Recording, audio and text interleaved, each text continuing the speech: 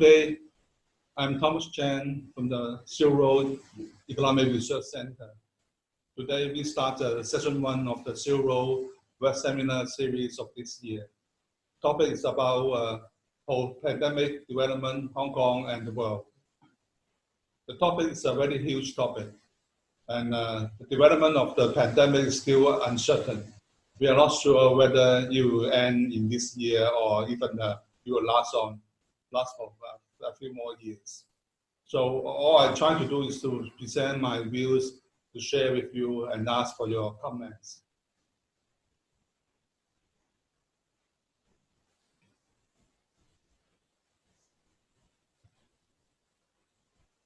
We'll look at the situation map first.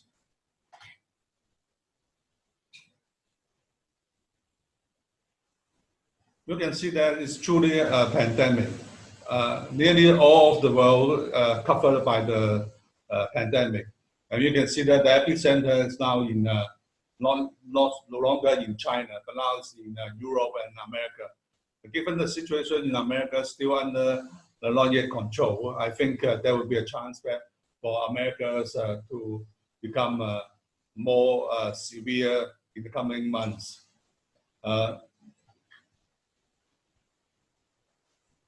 And look at the daily death tolls under the pandemic by 21st April this year. You can see that the situation is still not yet under control.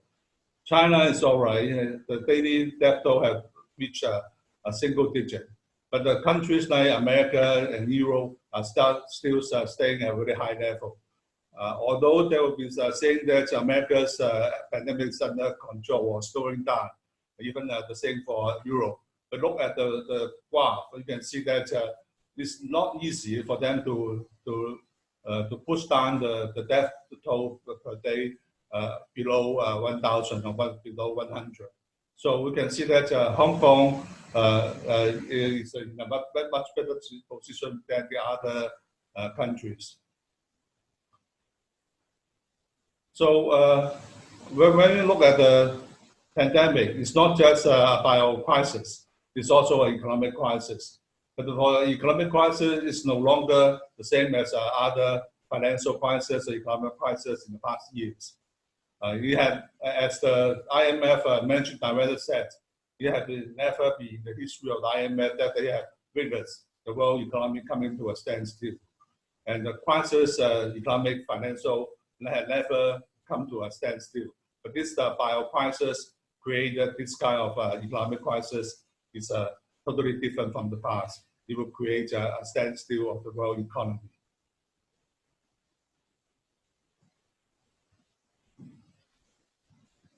But even though people in America or in other countries are concerned about their livelihood because of the standstill of the economy and cost them the incomes and also the business.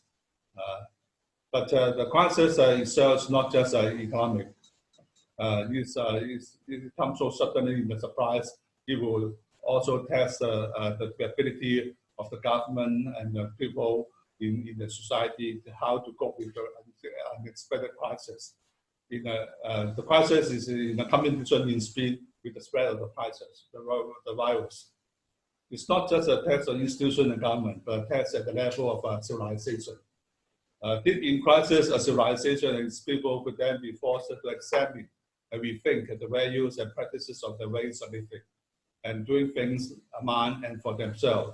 And in dealing with other civilizations and peoples, the world will be different coming out of the coronavirus crisis. However, it might or might not be better. So what I try to present based on the situation map of the pandemic is that it's unexpected, so sudden, so strong. But given all this reaction from the governments and the institutions in the world, it had not yet be under control, except that in China, it may be better.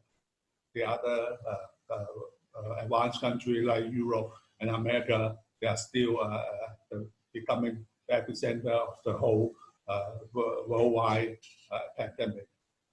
And it's not sure whether they will be able to overcome it. And the pandemic had created economic crisis. And the economic crisis is not just economical. It will become more societal. It will test the government, the civilizations, how to deal with it. And in order to overcome it, yet they have to change the way of doing things. And so the situation is not just an ordinary economic crisis or even a kind of a social crisis, but instead it will create a huge rethinking of all the things that are being done, being in existence in the world now.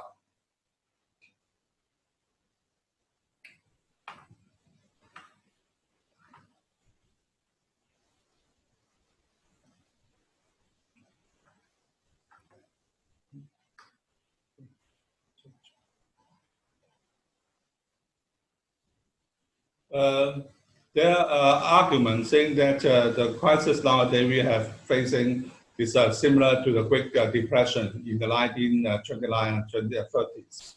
There's some comparison of the figures. There are three metrics we can use to see the difference between the Great Depression of the 1930s and the coronavirus recession now we are facing. First, unemployment. In 1933, there was a peak of unemployment of 20.5% in America, against 33.2% in 1929. So you can see that there's sudden increase in unemployment. And in 2018 until 2020, the unemployment rate in America now is only 4%. But in the coming months, we could see that it will jump up to 20% or even 30% or beyond. And in terms of GDP, in the early 1930s, there's a minus GDP. In the 1930s, minus 6.5%. In 1931, it's minus 6.4%. And 1932 is 12.9%. That means there's a series of recession that could create the destruction of the GDP. It only returned to positive in 1934. And in 2020, you expected to decline by 10% or even more. So it's comparable to the GDP decline during the Great Depression.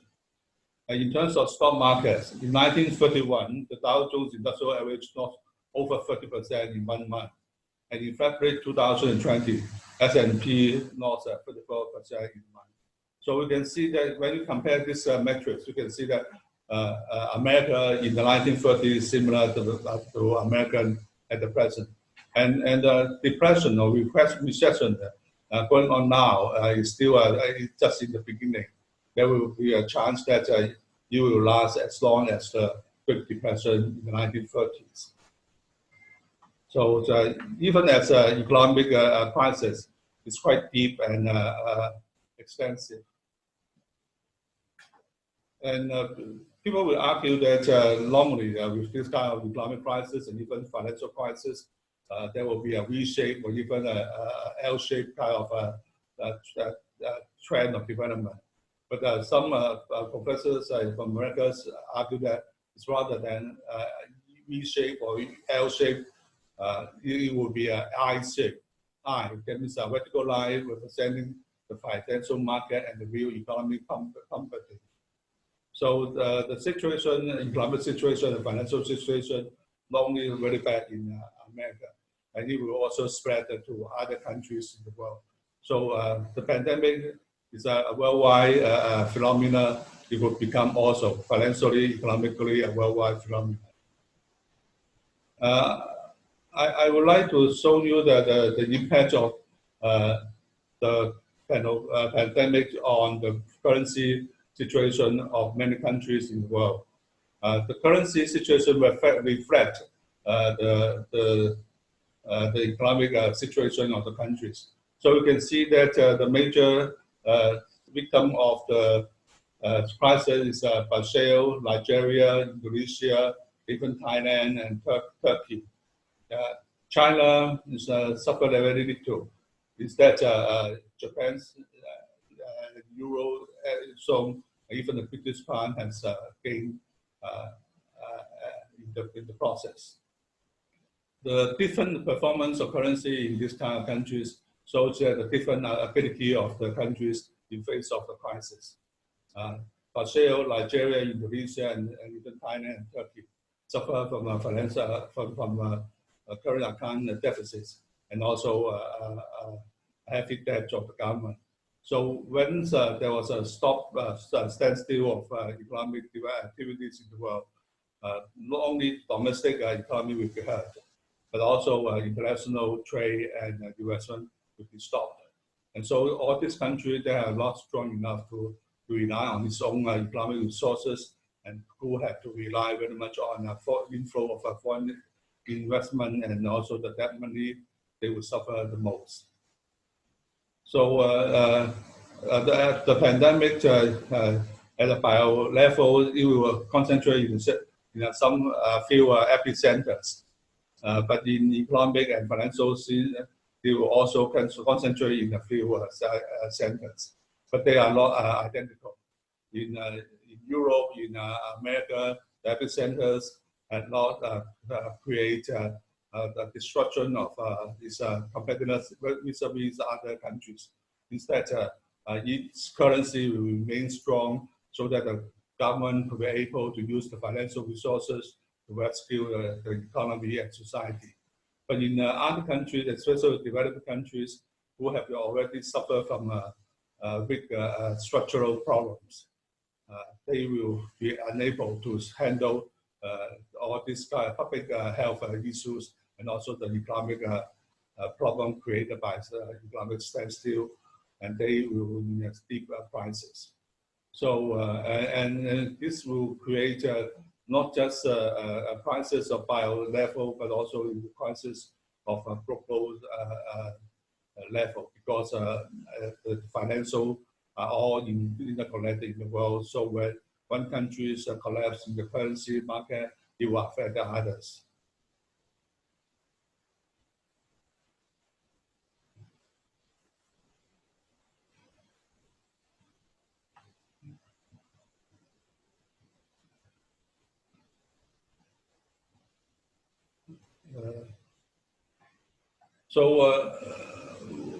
What I try to summarize, even at this early stage, we do not know how the pandemic and also the unfolding financial and economic crisis will go.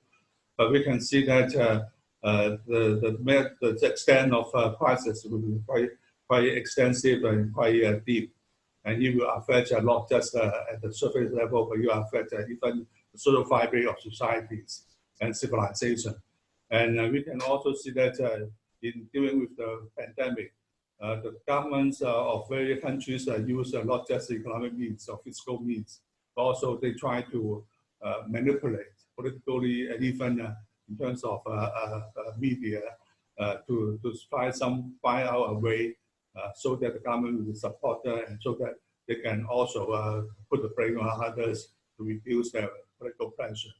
So the situation will become more complicated.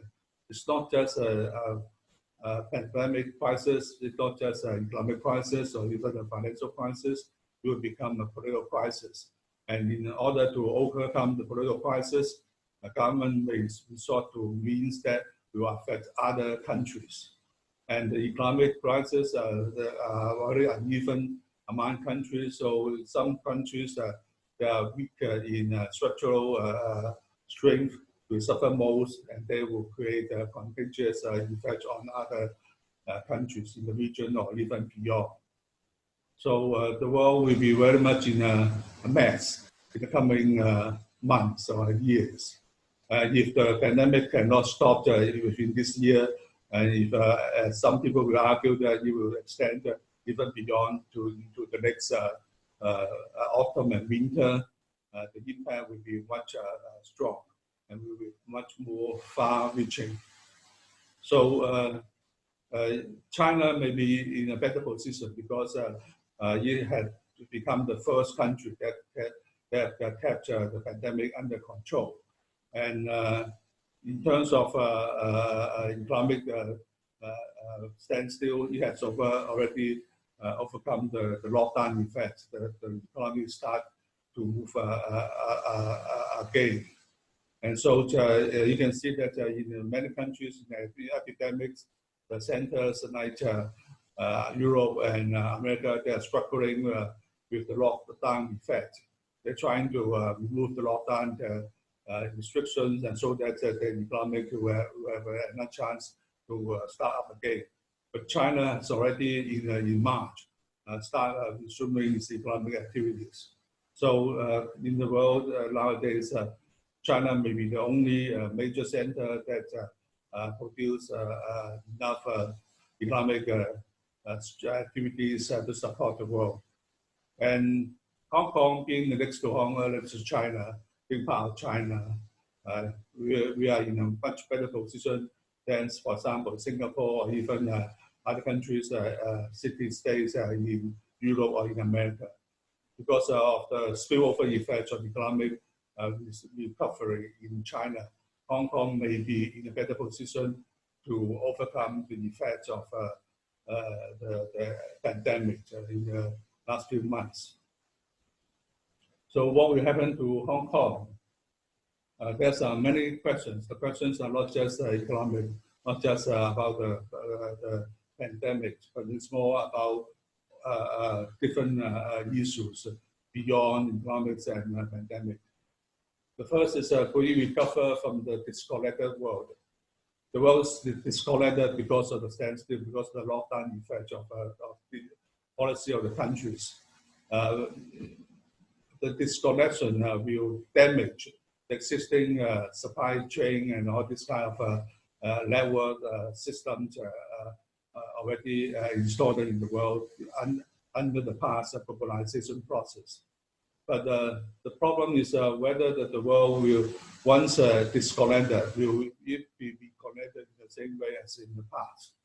And if not, then Hong Kong may suffer, because Hong Kong is a world city. So very much depends on the interconnection with the world.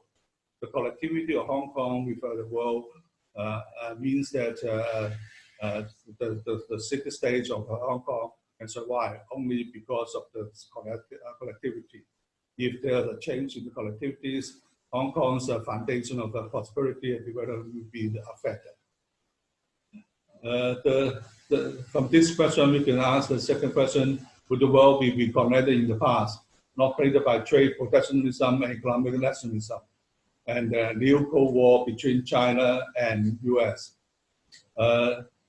This question involves different stages. First, the disconnection of the world because of pandemic. It also will create conditions for further trade protectionism and economic nationalism, especially for America, which will suffer very much from under the pandemic. And so you will find ways to recover, and when the best way for this to recover seems to be by virtue of trade protectionism, even some policy of economic nationalism. And recently we can see that the issues of prices in America seems to be more and more pushed towards political issues. And trying to bring the damage and the prices to China, and also strengthen the existing hostility between China and America, and that will be a chance for a new Cold War between China and America. Although China may not act proactively against America, but America will not stop using China as a scapegoat for its political misfortunes. So you can see that from the pandemic, it will involve not only just economic, but also it will strengthen all these kind of political trends pre-existing. And the other is that would Hong Kong suffer from the collateral damage from the new Cold War and lose its global functions and status?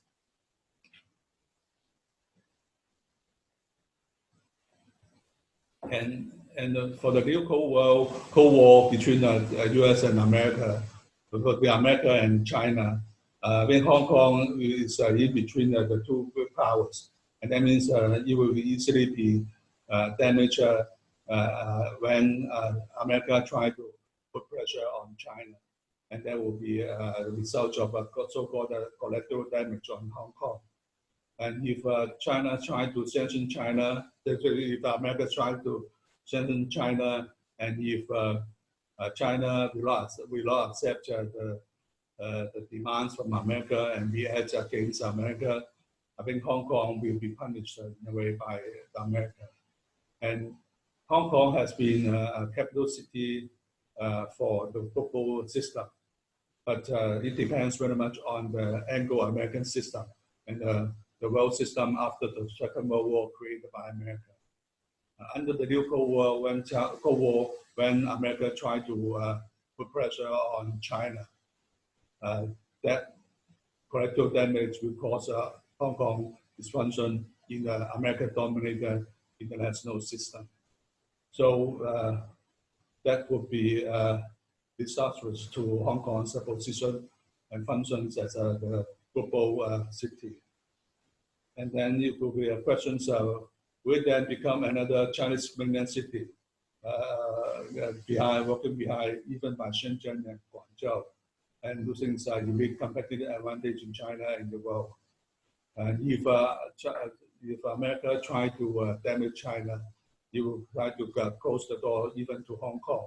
Then Hong Kong will lose its unique advantage as the world city of China.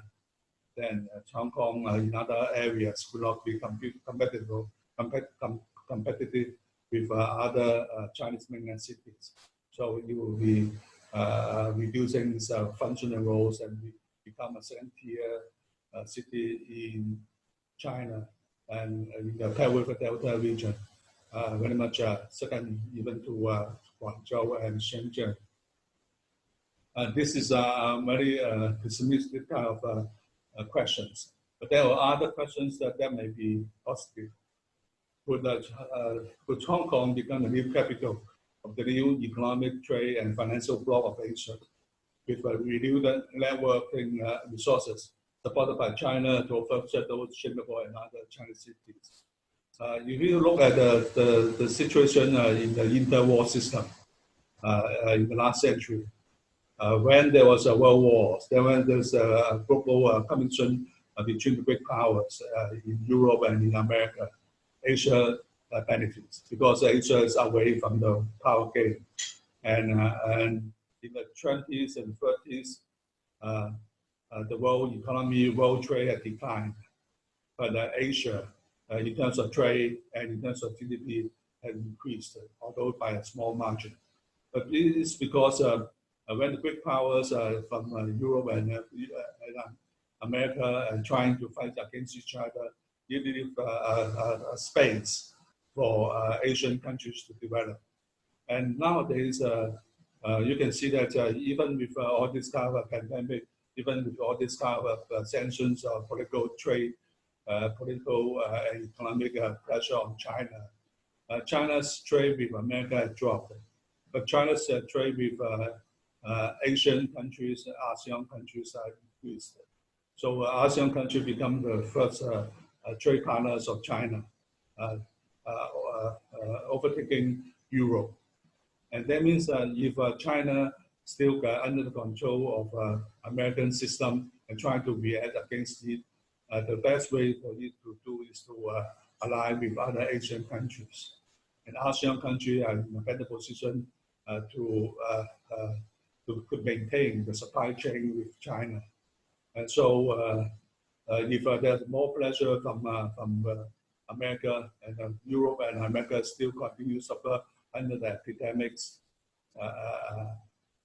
Asia and China will work together, especially East Asia, China, and ASEAN countries, so we work together. And with Hong Kong's past connections with all these Asian countries, not only with ASEAN, but also with Japan and Korea, Hong Kong may be a chance to become the new capital of the new system of a trade bloc. So, This is a chance for Hong Kong, but this opportunity is provided by the drastic change in the world system. Whether China will adjust to it favorably and whether Hong Kong will also adjust to it favorably depends very much on the effort of the government and the people. We cannot predict the future. Just like the pandemic, we cannot predict whether it will end in June or in October or even in 2020. So the world had been thrown into a mess by the pandemic. Despite all this kind of grand designs, grand strategy of big powers, there's a chance that everything will be dislocated. And that means there will be a world of competition by all. And Hong Kong and China, with its existing resources and existing collectivity created already in the world, may be in a better position to benefit from this world of confusion and chaos. I'm sorry because the issue is so complicated, and I'm in the first not very clear about what will happen. And so my argument and my logics may not seem to be 100% convincing. But just because the world is in chaos, and especially Hong Kong is facing so much uncertainties, it may be a good chance for us to discuss and to bring in some ideas for other people, so for us to work on. Thank you. It's the session 2 of an online seminar organized by the Research Center. Last time the session 1, which was test 1. And today I will talk about the post-pandemic development, Hong Kong and the world. Because we have a first session tomorrow, so I will concentrate mostly on the part of the world, and tomorrow we'll discuss more about Hong Kong. And we look at the situation maps of the pandemic first.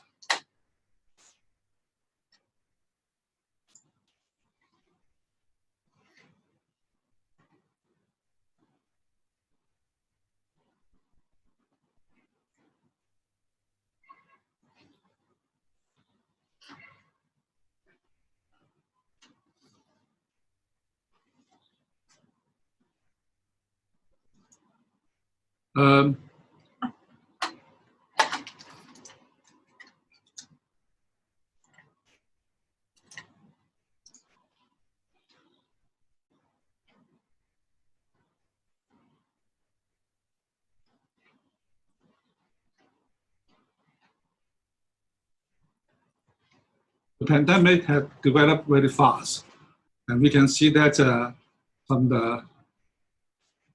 the situation that although it started very much from China, now the epicenters have become European and American. And in Europe, you can see that there seems to be some slowing down, but as a whole, it's still very much raging still. But the shift, the emphasis has been moved to America, especially USA. Although they talk about easing of or slowing down of the pandemic in the American cities and states, the situation has not much improved. Moreover, there's a chance that a new threat will coming from Africa and Latin America. Maybe when China has already almost overcoming the epidemic, Europe is struggling very hard. America is also trying to control it. But the new threat is from Africa and Latin America, which may be the future epicenters of the pandemic. If you look at the daily death tolls under the pandemic by late April, you can see that in the graph shown by the Financial Times, it seems that most of the cases, most of the countries has slowed down the outbreak. But the graph is not very accurate because the scale is not appropriate. Instead, looking at the graph on the right-hand side, you can see that it shows much better, more impressively, the rise of the pandemic in the US and in Europe. And you can still see that in America, the trend is still going upward. Every day there's still thousands of people being confirmed, and there were also thousands of cases of death. So you can see that from this two graphs, the situation has not yet under control, except in China. For example, in the Financial Times graph, China's death rate, state death rate, had moved down very much to almost zero. And the pandemic crisis is, in the first place, an economic crisis. According to the IMF, this is called a crisis like no other. Never in the history of the IMF, they have acknowledged the world economy coming to a standstill. Already, there's more than 90 countries that approach IMF for support and emergency financing. The pandemic induced economic crisis started with almost abrupt economic standstill. It's not just a gradual decline or financial meltdown in the ordinary concept of financial and economic crisis. The standstill disconnects domestic and international economic ties and cooperation. It undermines trust and contractual relationship in the business world. If the standstill lasts a longer period, the loss of current incomes and revenues could destroy individuals, firms, and even regional and national governments if they rely heavily on debts. If overburdened with debts, they may not be able to have the resources to repay and service their debts. The massive long payment of debt could destroy also market confidence and trigger off a chain reaction in the financial and real markets. The same outcomes of conventional economic crisis occur but at a larger, more globalized scale and could not be stopped up by government policies unless the pandemic were overcome and lockdown measures removed. Government policy like deficit financing, and even free distribution of money, and monetary quantity easing could help, but not enough. The pandemic has to be overcome or put under strict control first, not to allow it to persist into another year or more. How can we do this? There's argument saying that the coronavirus recession is similar to Great Depression. And if you look at the comparison of the US example, you can see that in the three metrics, unemployment, GDP, and stock prices, I think the present coronavirus recession seems to be at least comparable to the Great Depression and maybe even worse. For example, in unemployment, in the 1950s, first you can see that unemployment in America reached 24.8% in 1933, compared with only 3.2% in 1929. And currently, from February 2018 to February 2020, the unemployment rate in the US was below 4%. But the coming months, we can see that the unemployment rate will jump to 20% or even 30% or more. And in terms of GDP, in the 1930s, GDP growth is minus 8.5%, minus 6.4% in 1931, and even 12.9% minus in 1932. And the economy only returned to positive growth in 1934. And in 2020, the American GDP could decline by 10% or more. So the situation is very comparable. In terms of stock market, which shows is an indicator of market confidence. In 1931, the Dow Jones Industrial Average lost over 30% in 1 month. And in February 2020, S&P lost 34% in a month. And they are actually comparable in terms of the market confidence. And if you look beyond America, IMF recently made some projection for the GDP growth in 2020. For developed countries, I think they will have, they expect a 6.1%, minus 6.1% growth. And among the developing countries, USA will have minus 5.9%, Japan minus 5.2%, and UK and Germany, because of the situation in Europe, the economic performance will be worse. UK will be minus 6.5%. Germany will be minus 6.9%. Compared with the developed economies, the emerging market economies will perform better. There will be only a minus 1%.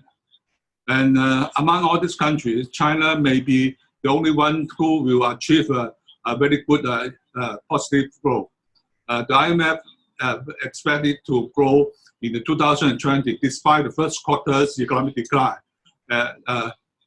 positive 1.2%. And you can see that because the epicenters of the pandemic have been centered in Europe and America at this moment. So the developing economy will suffer most. And the expectation of a better performance of emerging market economies by the IMF may not be so realistic, because if, as I said earlier, if the epicenter of pandemic move from the Europe, America to Latin America, Africa, the emerging market economy will suffer more. So we may not be able to achieve a minus 1% for the year 2020. And maybe the situation, if a situation coming out of control, the emerging market economy will suffer maybe even worse decline. The worst performance of GDP growth in 2020 is supported by a very negative growth of trade. The world GDP growth by WTO is expected to be minus 2.5% to minus 8.8%. But the world trade, for example, exports will decline from an estimation of 70.1% to minus 40%. And world import will also decline, but it's at a lesser pace, from a negative 14.5% to 33.8%. As a whole, you can see that with the spread of the pandemic, it's become a global phenomenon, causing the world to disconnect. Because you can see from the world trade decline, the interconnected world has become disconnected because of the lockdown effect and because of the impact of the pandemic on national trade and also national international communication and transport. You can see that because of all this, the world will be entering a period of recession similar to the Great Depression, and much quicker than the 2008 and 2009 financial tsunami.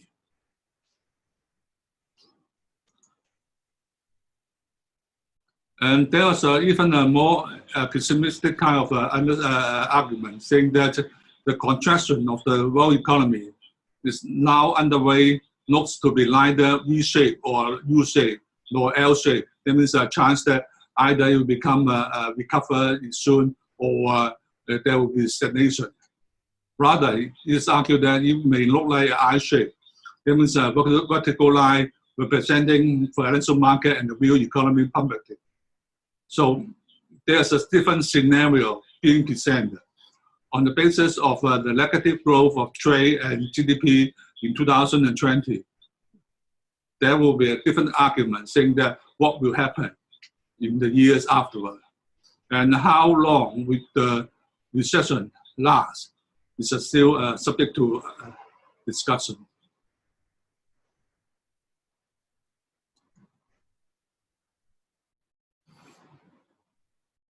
And the crisis created or induced by the pandemic is not just economical. It will destroy and multiply in its own way of development. And as a result, it tests the ability, the will, solidarity, and institutional and material resources of individuals, organizations, communities, and society, to test the ability to cope with the unexpected crisis and in the competition in speed with the spread of the virus. It's not just a test of an institution and government, but a test at the level of civilization. Deep in crisis, a civilization and its peoples would then be forced to re-examine and rethink the values and practices of their ways of living and doing things among and for themselves. And in dealing with other civilizations and peoples, the world will be different coming out of the coronavirus crisis. However, the outcome may not be making the world better.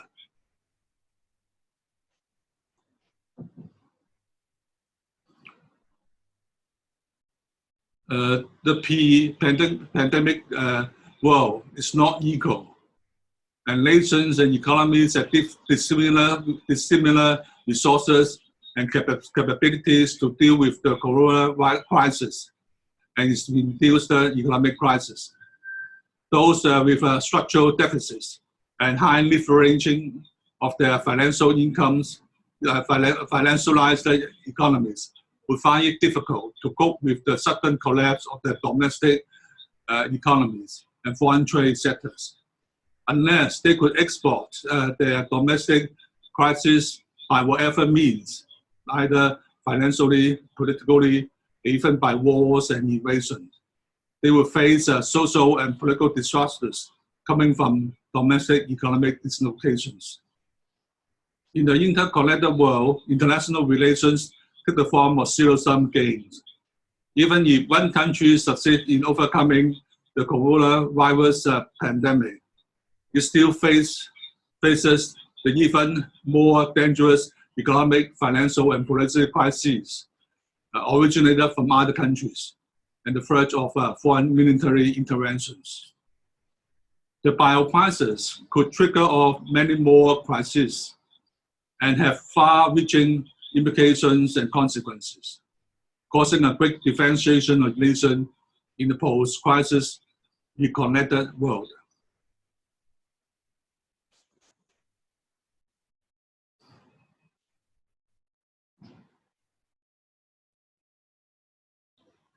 The strength, the ability of different nations can be shown by the exchange rate performance of the currency.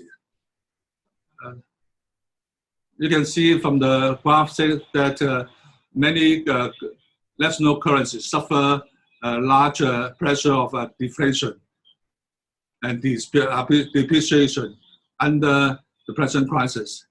Most of the emerging markets, especially those highly indebted countries like Brazil, Nigeria, and even Indonesia, their currency have been suppressed to depreciation by a very large margin, which will in a way enhance the internal problems. China and Japan and Euro and British pound seem to be better. China's yuan has suffered a little bit, but compared with other emerging markets currency, actually China's yuan has appreciated. And the worst case is Argentina. It's not because they suffered directly under the pandemic crisis, but more because they had already in a state of structural problems before the crisis. And so the crisis multiplying all the difficulties to create a kind of not only the devaluation of the currency, but also sudden debt first servicing crisis for the country as a whole. The ability of the US government to maintain a strong dollar policy despite the pandemic lockdowns have put pressure on weak national currency by raising the cost of servicing and repaying their US dollar debts, and thus triggering off a vicious circle of economic difficulties for these countries. And how American government maintain a strong dollar policy, I believe, is not just a result of market forces, but more because of active policies of the U.S. government. And U.S. government may just follow national monetary policy to rescue its economy under the pandemic crisis and also under the induced crisis created by the pandemics. It had not concern about other countries, other a bit less able countries in the world. And so the strong dollar policy will create a very strong impact on other weak currencies, creating problems for them and also triggering off global crisis in finance and debt payment.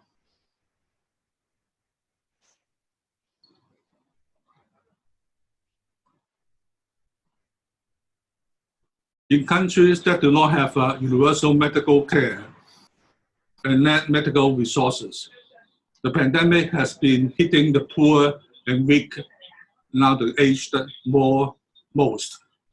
Economic crisis will also hurt heavily weak economies with inadequate resources and diversifications. The result will be widespread humanitarian crisis and famines that create deep social crisis. The unevenly developing world will be more uneven, and within countries, not only the aged will die most, but social and economic polarization will be increased. After the pandemic, without global effort, injustice and inequality will be enhanced and more entrenched. And the United Nations World Food Program have warned recently that the world is on the brink of a hunger pandemic. And countries will face multiple famines of a big proportions during a very short period of time, just a few months. So first is a biocrisis concerning the public health of a society or even a country.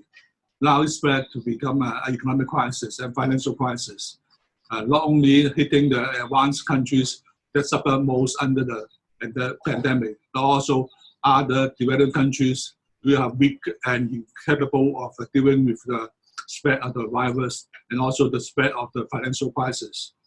And eventually, it will hit the weakest point in the world, those poor people in the countryside of the world, and also the poor people in the advanced countries. There will be famines, and there will be hunger, and there will be a very serious humanitarian crisis. So, although from the very beginning it's just a simple public health problems, it will spread and multiply, become a global crisis in the true sense of the word.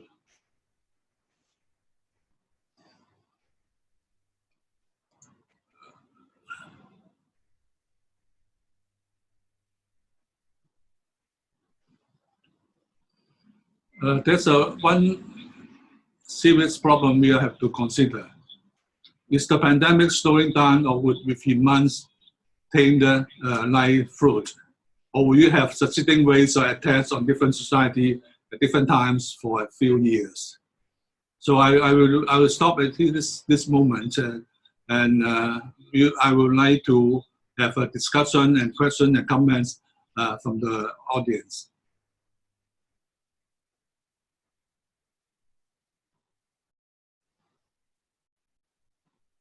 please, I'm open to share with you further views on the topic. Perhaps I may not present a very comprehensive account of the situation, but with a very short period of time, I would like to share and discuss with you.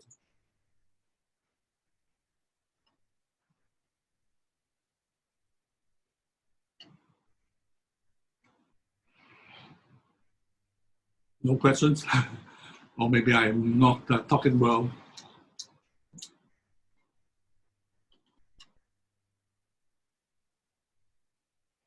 So the question is, how long will the pandemic last? And not just the pandemic, but also those crises induced by pandemic. How long will you last? Just until this summer, or until the next winter, or even persisting for a few more years. So it may not be just like the SARS in 2003, which lasts only a few more months. The pandemic this time may last longer. And if it lasts longer, if there's a second wave or third wave of infection, the world will be impacted even more.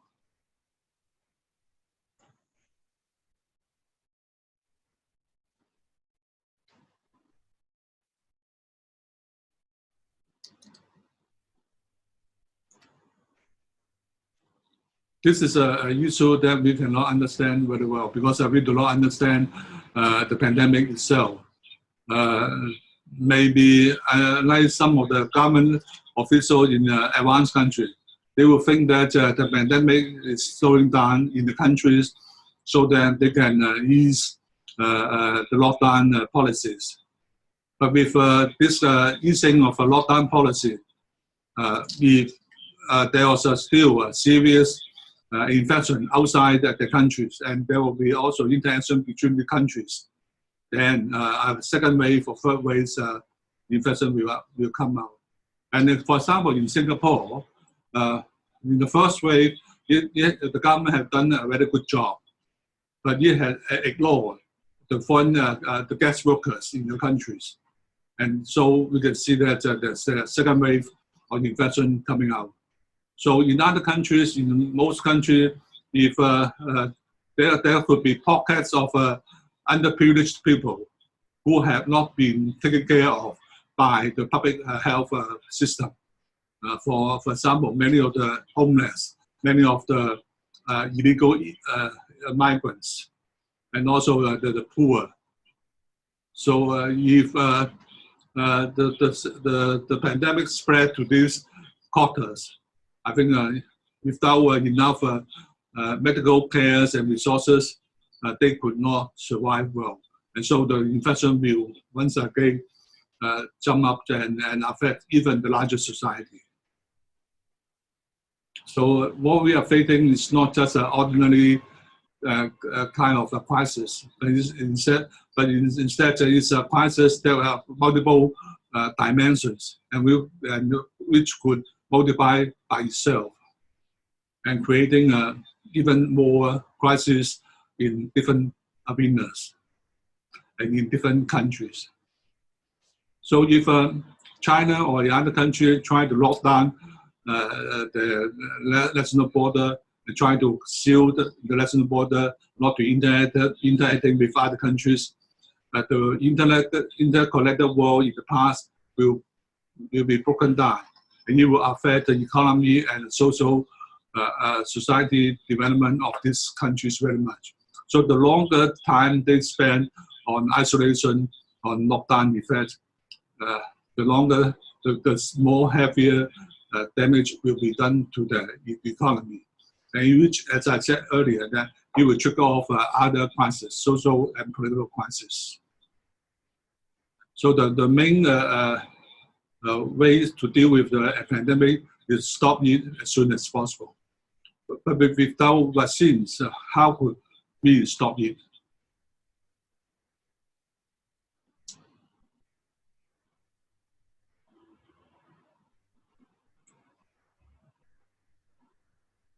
If there's no other comments, I think I have to finish at this moment. And tomorrow, I would like to discuss with you about the effect and impact on Hong Kong and as well as China.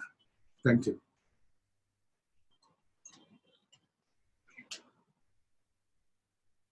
This is the last session of the online seminar on post-pandemic development, Hong Kong and the world, organized by the Silk Road Economic Research Center.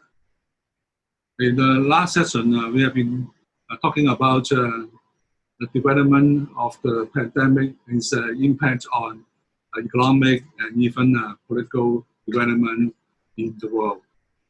This time, I would like to concentrate on China and Hong Kong.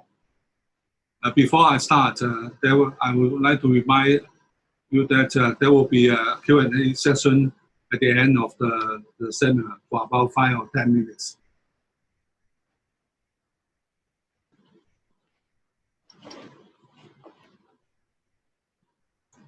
The pandemic seems to create problems not only for public health, but also for economic and political development of the world.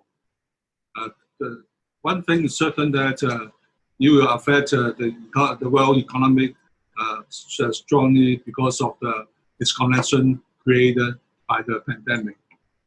The existing connectedness of the world will be disrupted, and that had created or even unleashed a series of chain reactions that will have long-term effect.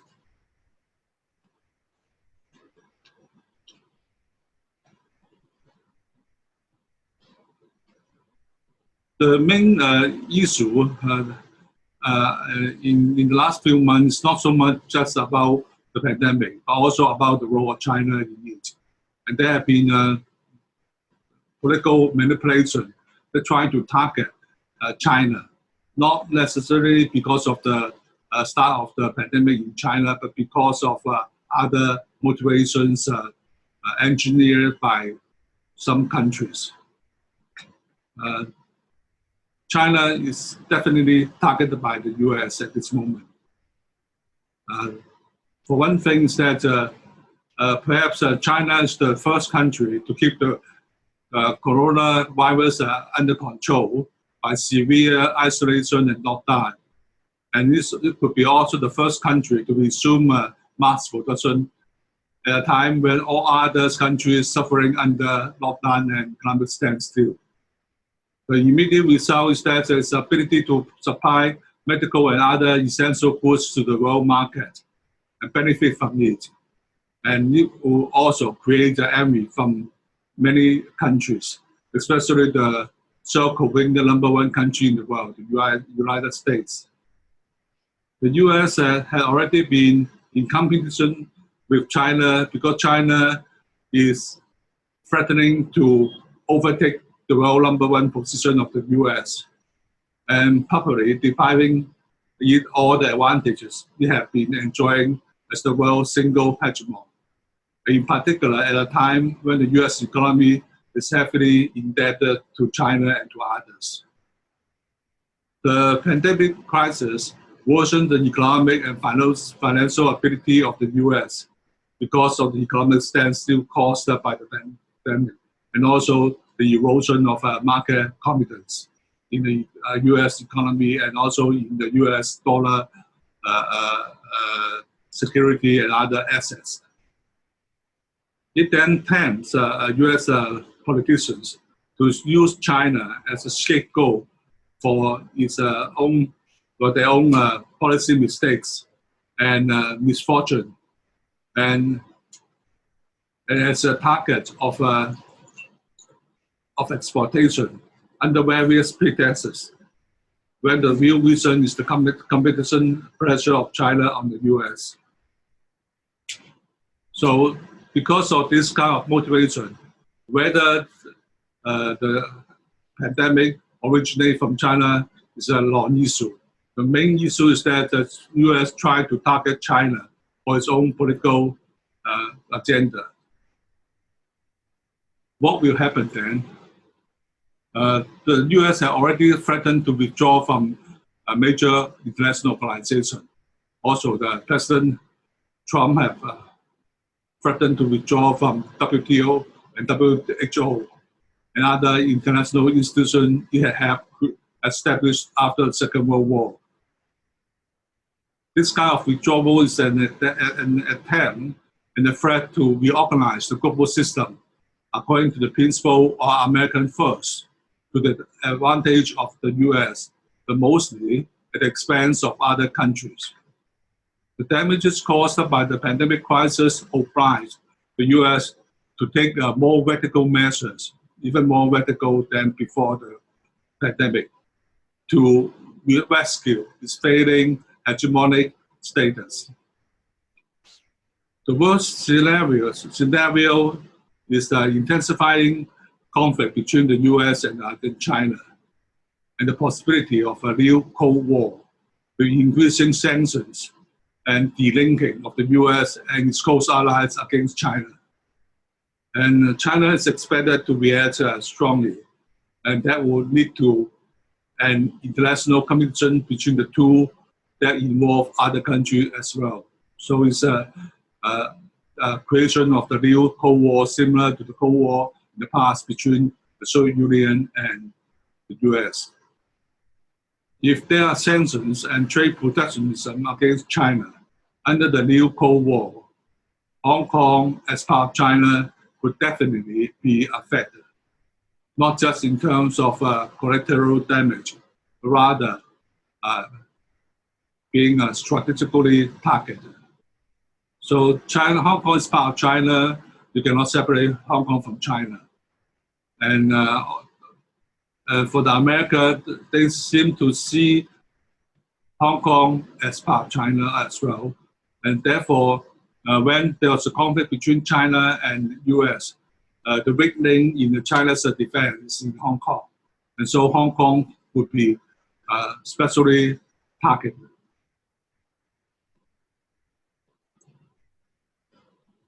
So there are many questions that we can raise about Hong Kong after the pandemic. The major question is what will happen to Hong Kong? Without the impact of the Sino-US conflict, Hong Kong still suffers from economic misfortune caused by the disconnected world. So the question first is that could Hong Kong recover from the disconnected world?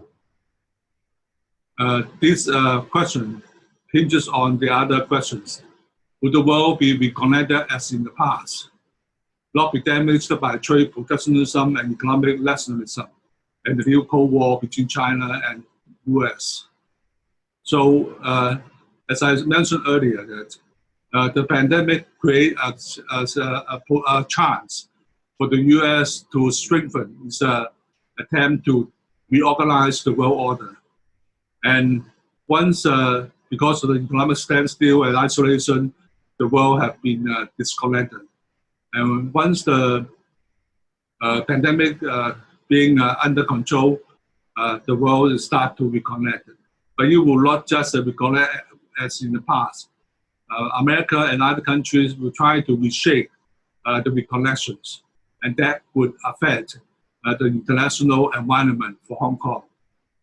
So if the world will not be the same as before, could Hong Kong benefit, or could Hong Kong survive in the newly reconnected world?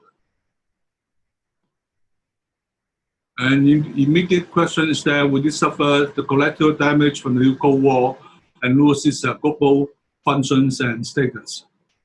Hong Kong enjoys benefits and fortunes mainly because it's a link between the West and the East, and because it's a global city serving both the East and the West. But if there was a disconnection, if there was a new Cold War between China and the US, maybe it will evolve into a Cold War between the East and the West. Then Hong Kong, the foundations of its global function will be eroded.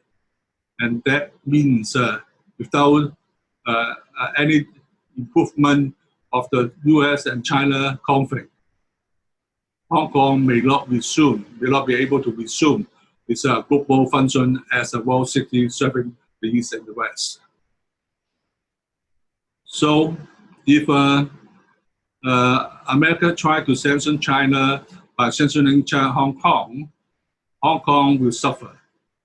And without this global functions and status, will Hong Kong just become another Chinese mainland city and looking very much behind, even by Shenzhen and Guangzhou, and losing its unique competitive advantage in China and the world.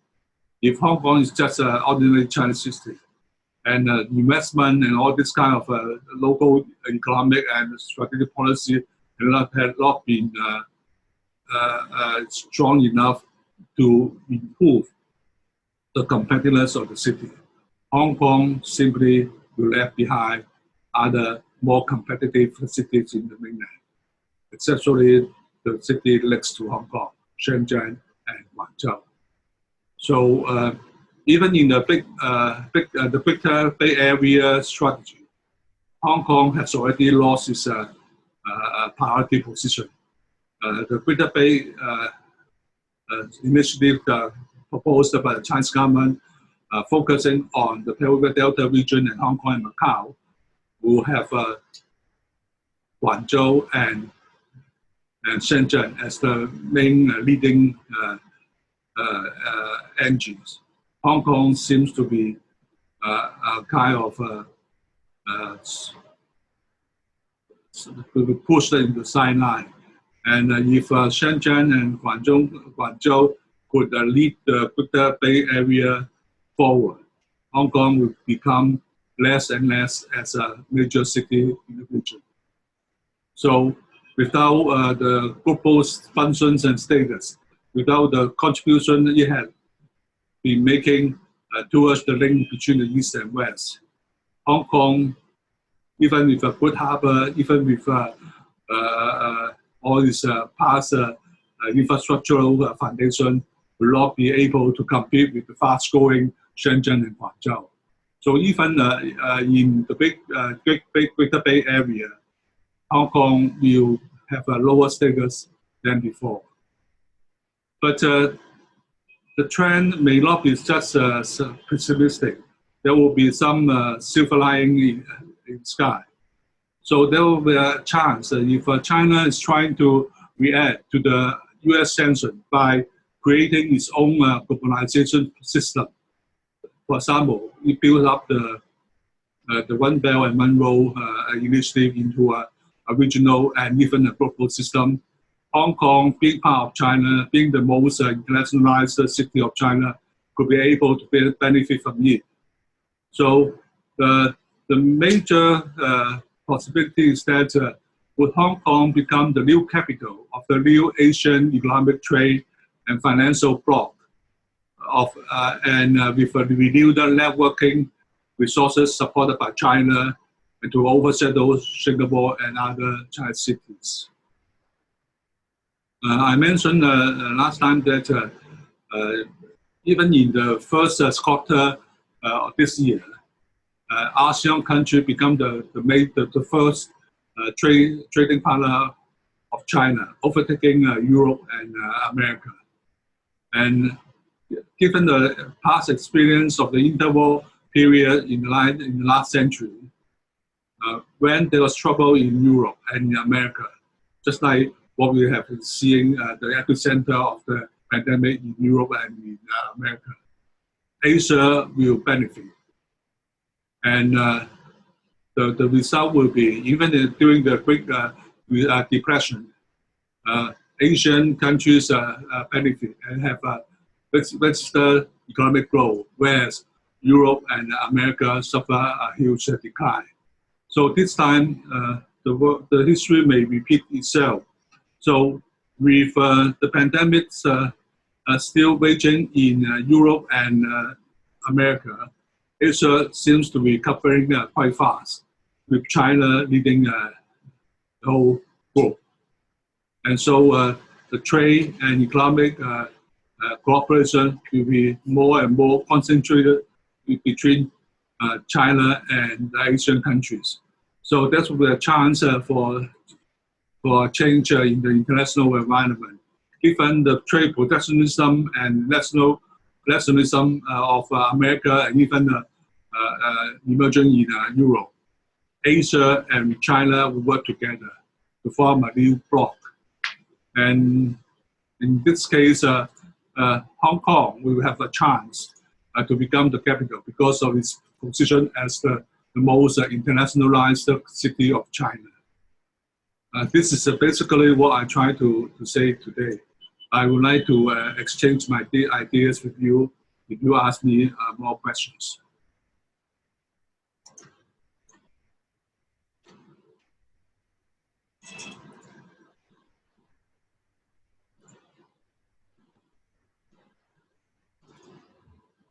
My main point is that Hong Kong will not be the same after the pandemic, not because of the pandemic, but because of all the changes in the international scene caused by the pandemic or created by the pandemic.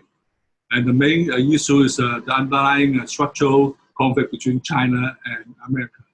And not so much because China is very competitive, but more because America is not moving forward fast enough to maintain its hegemonic position. And he will become very unhappy if he loses his hegemonic position and also all the benefits associated with it. So the only chance for it to rescue his hegemonic position, the best chance for it to rescue his failing economic situation is to target China as a scapegoat, and or maybe in a further step to punish China, to use China as a source of exploitation, just like there was a proposal that they will claim a damage compensation from China for the economic misfortune. Questions?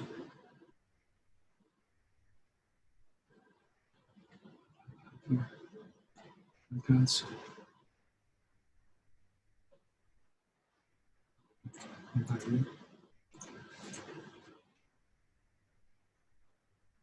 There are questions being raised.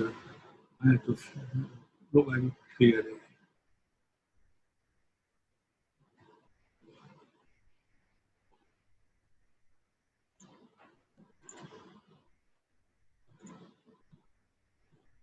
Sorry.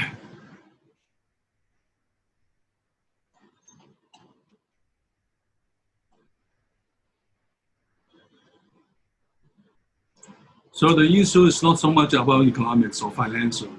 It's more about politics. And the pandemic creates an opportunity for different kind of political motivation to take the form of different ways of expression. Expression may be disguised under certain kind of ideologies. So you can see in the media, especially the mainstream media in the West, is trying to claim China as a source of damages from the pandemic. And so the whole issue had turned from public health crisis to economics, and now it's mostly towards political issues. The question raised is that my view on the weak US dollar's effect on Hong Kong dollar and the US external policy towards Hong Kong, supported by the opposition parties disrupting the recovery here.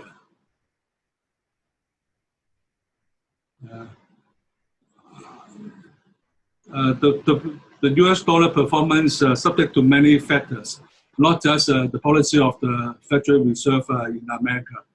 And the openly, I think the world is still in the market. And there are other forces, not just the Federal Reserve. So it's not a simple task to say how the US dollars will have effect on Hong Kong dollars. But anyway, Hong Kong dollar is pegged to the US dollars. So we are not able to independently manage the exchange rate of Hong Kong. we are subject to the policy of the U.S. Federal Reserve. So the currency issue is different from the major economic and political policy of U.S. towards Hong Kong. And U.S. Policy toward Hong Kong is linked up to U.S. and China's conflict. It's not so much because of Hong Kong's own virtue, but more because Hong Kong as part of China, especially the weakening of the China's defense against U.S. So Hong Kong will be the target of attack from the U.S. The case is maybe the aim is to make a disruption of the economic situation in Hong Kong to create political instability, so that there will worsen the situation in Hong Kong and affect the policy of China towards Hong Kong. But this is, as I mentioned, some other time in some other place that since 2014, the U.S. has engaged a color revolution in Hong Kong. The main aim is to not so much to take over to affect the regime change in Hong Kong, rather to create troubles in Hong Kong that would be used as a bargain between U.S. and China. So the pressure on Hong Kong, whatever form, will be continued, originated from the U.S. and aided by those politically in favor of American system or allied with America. So even with the pandemic being kept under control, the situation in Hong Kong will not be improved. There will be a resumption of political instability as in last year. But the issue is that Hong Kong is part of China. America cannot engage in open conflict with China in Hong Kong. So we will try to use agency in Hong Kong to disrupt the situation. And Hong Kong, with the support of China, will have a chance to suppress them easily. And that could be a way to lessen the pressure of the U.S. on Hong Kong. And there are questions about the future role of Hong Kong after the pandemic. As I mentioned earlier, there's two chances. One chance is that Hong Kong will suffer because of the U.S.-China conflict, and Hong Kong will be sanctioned by America because of China. And the other chance in Hong Kong is if China can react successfully to recreate a new globalization system based on the One Belt, One Road initiative, and also China's improved international connections. Then Hong Kong may have a chance to become the new capital of this kind of new globalization system, thanks to its existing international connectivities. But which one will be more certain? I'm not sure. I think we cannot predict international relations. If we can predict, then there won't be any wars. What is the view of the external investor in Hong Kong? I'm not sure, because there was many kind of external investors that may come to Hong Kong and may not come to Hong Kong. The problem in Hong Kong is that Hong Kong has already become the financial capital of China. The overseas financial capital of China is supported by the Chinese financial capitals. And the share of external capitals is quite small. And you can see that before the return of Hong Kong to China in 1997, Hong Kong once served as the offshore financial center for Japan. But after 1997, the function has stopped because Japan was in fear of China's influence in Hong Kong. And since then, Hong Kong has not recovered its international degree of financial connectivities. And that means that for the external investors, there had not been so much interest in Hong Kong because of political, because of other factors. But there was also one chance that the investment scene in Hong Kong is having Chinese capital carrying off other capital.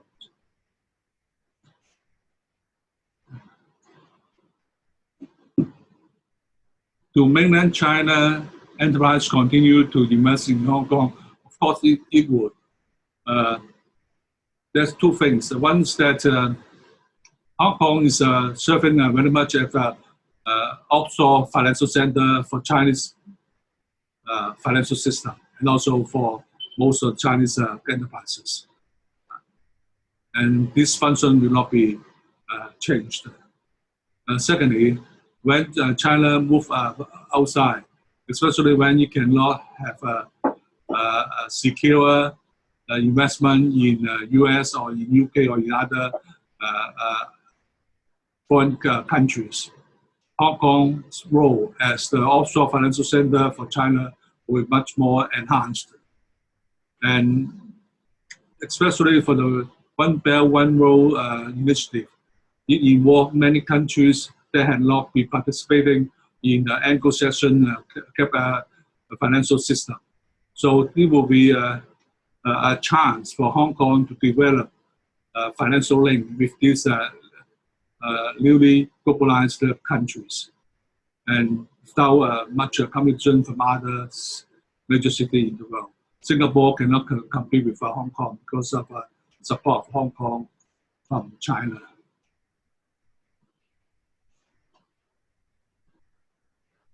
In terms of Belt and Road project, investment from China and other countries, including public funding, do you see any slowing down, even stopping the investment in those projects? I think the pandemic has created a standstill not only in individual countries, also in international capital fund flows. So in the last few months, there will be some decline, or even a stoppage of investment projects. But the situation after the pandemic depends very much on the political situation. If the conflict between US and China intensifies, and there's sanctions and other kind of measures against China imposed by the US, there will be two reactions. One reaction is that other countries are worried about the conflict between China and US and try to isolate themselves from it. The other possible reaction is that China will try much more eagerly to improve its international investment and also international connectivities. So there will be more proactive measures to promote investment and also all this kind of infrastructural projects along the road, along the route of the Silk Road or the One Belt, One Road. So which reaction will be stronger? It's difficult to say. Just like I mentioned earlier, we cannot predict international relations. There have been so many players involved in the game. It's difficult to see how one certainly turn out to be. Any more questions?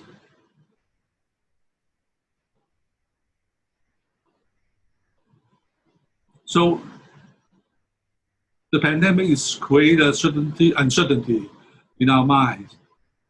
Uncertainty means that we are no longer have trust in the existing public health system, even in government policies.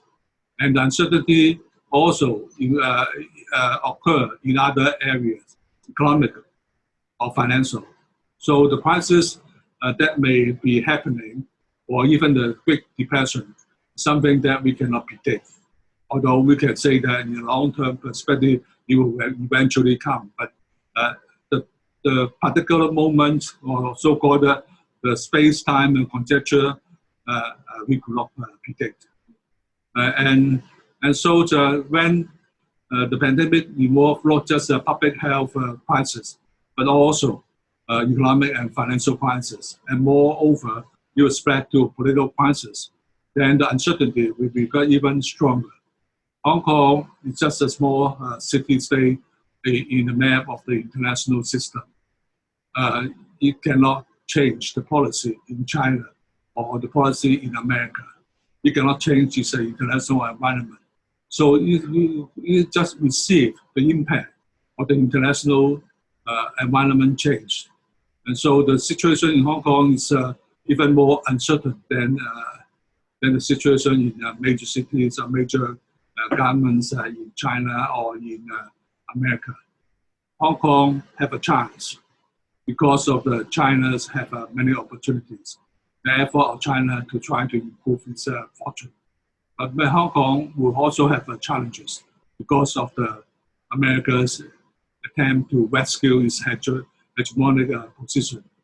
So Hong Kong is caught in between. How it will become depends very much on how we and the world work together.